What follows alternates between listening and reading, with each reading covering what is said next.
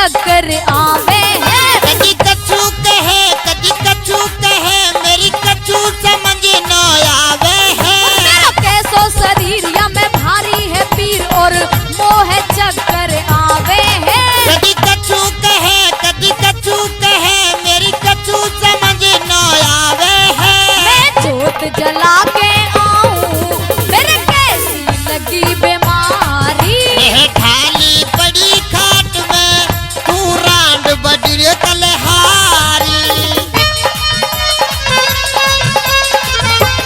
क्या बात है, हाँ।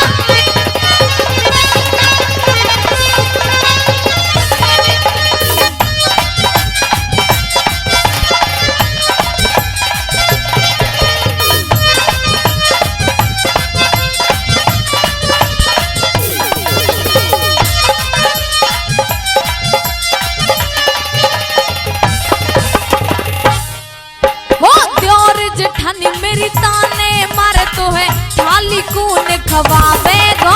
ओ मेरे बिना अब तू ही बता री तेरी दवा कौन करवावे गो।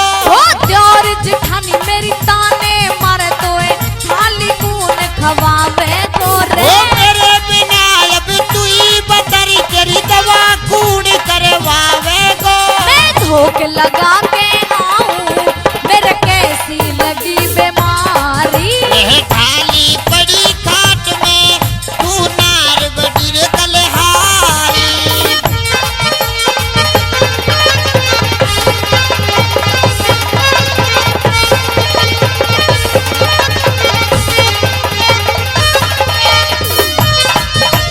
क्या बात है, हाँ।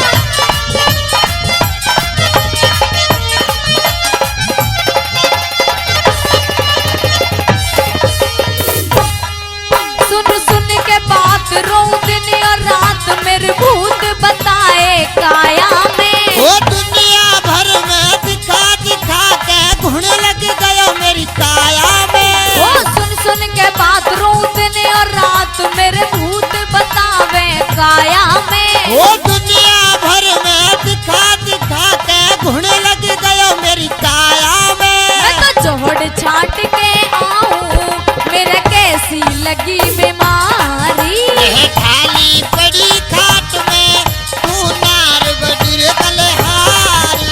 ओहन पे नबज दिखाऊं मेरे कैसी लगी बीमारी।